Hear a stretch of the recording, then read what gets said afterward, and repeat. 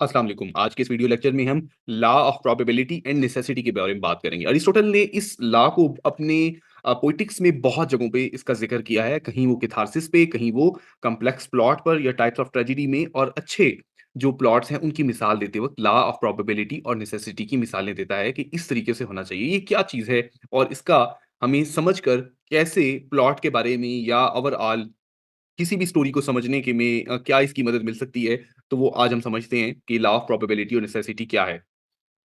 Aristotle के मुताबिक law of probability और नेसेसिटी है वो इसका मतलब ये है कि जो इवेंट्स किसी भी ट्रेजेडी में डिपिक्ट किए जा रहे हों, they should be believable. They should be believable and logical. ये अरिस्टोटल का मानना है। Poet's role is not to write what has happened, but what would happen based on probability of necessity. Poet का काम ये नहीं है कि वो लिखे कि क्या हो चुका है, बल्कि कुछ क्या हो सकता है और क्या मुमकिना तौर पर चीज़ों को बनाकर पेश किया जा सकता है। तो यूनिवर्सल ट्रुथ पोएट्री प्रेज़ेंट करती है और किस तरीके से लोग किसी भी सिचुएशन में बिहेव कर सकते हैं, ये काम है एक पोएट का। तो लॉ ऑफ प्रोबेबिलिटी क्या है बेसिकली कि इवेंट्स जो किसी भी स्टोरी में नरेट किए जा रहे हों, they should be probable. They should be probable means they could realistically narrate all of the events and character and circumstances. कोई भी इवेंट्स जो बताए जा रहे हों वो प्रोबेबल हों, यानी हकीकी ज़िंदगी में हम समझ सकें कि ऐसा हो सकता है। और इसी तरह लॉ ऑफ नेसेसिटी के ऊपर बारे में बात करें तो लॉ ऑफ नेसेसिटी से मुराद ये है कि इवेंट्स जो हैं जो अ, बिल्कुल अहम तरीके से दिखाए जा रहे हों that would be considered necessary, वो भी किसी न किसी कैरेक्टर की चॉइस की वजह से या एक्शन की वजह से या डिसीजन की वजह से होने चाहिए। मतलब ऐसे नहीं है कि बगैर किसी रब्त के या कनेक्शन के कोई बात हो जाए, जिसकी कोई वजह प्रीवियस हमें प्लॉट में या स्टोरी में नज़र ना आए। इसको दोनों को समझाने के लिए मैं आपको मिसालें भी दूँगा। अरिस्टोटल के मुताबिक ये था कि जो ट्रेजेडी है, उसमें sense of pity and fear evoke करने के लिए ऑडियंस में ये ज़रूरी है कि जो इवेंट्स, जो स्टोरी जो पोर्ट्रे की जा रही हो, वो पॉसिबल हो। यानी झूठ-मूठ की ना हो, अनबिलीवेबल ना हो, पॉसिबल हो, यानी मुमकिना तौर पर वो चीज़ हो सकती हो। और कॉन्सिक्वेंशियल हो। कॉन्सिक्वेंशियल से मुराद किसी न किसी नतीजे के बरा बराबर यानी कॉज़ और इफ़ेक्ट का रिलेशनशिप हो। किसी ने कोई डिसीज़न लिया, उसके डिसीज़न के नतीजे में क्या हुआ, तो ये कॉज़ एंड इफ़ेक्ट या कॉन्सिक्वेंशियल है। इवेंट्स जो हैं अगर बिल्कुल बगैर तरतीब के होंगे, तो ऑडियंस को कोई इंटरेस्ट नहीं होगा कैरेक्टर्स की डेस्टिनी या उसके फेट में जानने के बारे में कि इसको हो गया तो चलो कोई बात नहीं। तो nothing should happen randomly, arbitrarily बगैर किसी तरतीब के ना हो चाहिए। अगर किसी डिसीज़न लिया है किसी कैरेक्टर ने, there should be clear reasons for within the context of the story कि भाई उसने ये डिसीजन क्यों लिया और डिसीजन के बाद उसको क्या नतीजा मिला। ठीक है? तो आप इसको यूँ समझ सकते हैं। Poetry is more serious and philosophical than history Aristotle के मुताबिक। Poet's role is not to write about what has happened इसके ऊपर हम बात कर चुके हैं। Poet is a maker of plot, not a maker of verses and the object of poet's imitation is action. If a poet does write about the sort of thing that has happened, they are still a poet.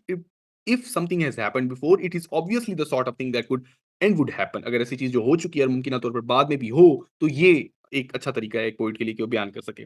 तो Aristotle जो है वो ये कहता है कि writing about the sort of thing that would happen, ऐसी चीज़ जो हो सके, लोगों को वार्न कर सके, प्रेडिक्ट कर सके, ये एक अच्छा शायर या एक अच्छा ड्रामाटिस्ट या प्लेराइट बनाती है।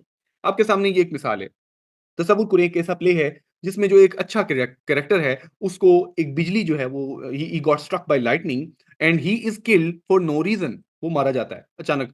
तो एक कंपेलिंग ट्रेजेडी नहीं है अरिस्टोटल के मुताबिक। Audience he would not feel sorry for that character, he would not feel pity और fear for that character. so it is an unexpected and unnecessary tragedy, और सिंपली इसको ट्रेजिक वेस्ट भी आप कह सकते हैं जिसकी कोई जरूरत नहीं थी। तो अगर कोई कैरेक्टर इसी तरह अचानक से सुपर पावर उसको आ जाए और बगैर कोई एक्सप्लेनेशन हो उसकी कि भाई कैसे उसको सुपर पावर्स मिल गई हैं और प्रीवियसली कोई राब्ता कनेक्शन भी नहीं बताया गया, तो ये प्रिंसिपल ऑफ प्रोबेबिलिटी को डिनाई करते हैं। ठीक है? तो ये एक इंपॉर्टेंट एस्पेक्ट हमने डिस्कस कर लिया। इसी तरह आप दूसरा एस्पेक्ट डिस्कस करें। एक वर्चुअस कैरेक्टर है, वो ट्रेजिकली मारा जाता है, ठीक है? नेक कैरेक्टर है, वो ट्रेजिकली मारा जाता है, अपनी पर्सनैलिटी के किसी फ्लॉ की वजह से। कोई उसने ऐसा डिसीजन लिया, कोई उसने ऐसा एक्शन लिया प्रीवियसली, जिसके नतीजे में उसका मर्डर हो जाता है।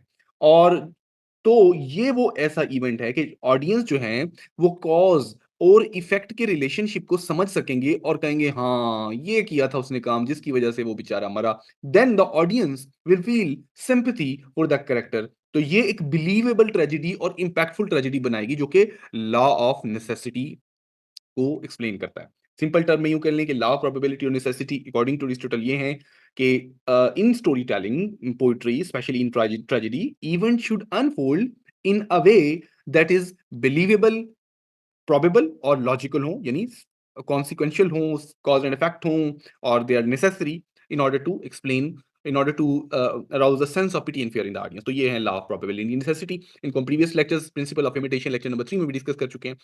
अगर आप मेरे लेक्चर पर नए हैं, मुझे यूट्यूब पे आप मुझे फ़ॉलो कर सकते हैं, सब्सक्राइब कर सकते हैं, आप मुझे फ़ेसबुक पर फ़ॉलो कर सकते हैं, एनाटॉमी ऑफ लिटरेचर पर या मोहम्मद शाहिद हुसैन के नाम से मेरी फ़ेसबुक आईडी पे। और अगर आप लेक्चरशिप की तैयारी करना चाहते हैं, तो आप एनाटॉमी ऑफ लिटरेचर प्लेटफ़ॉर्म पे मुझे जॉइन कर सकते हैं। Thank you very much. अल्लाह हाफ़िज़।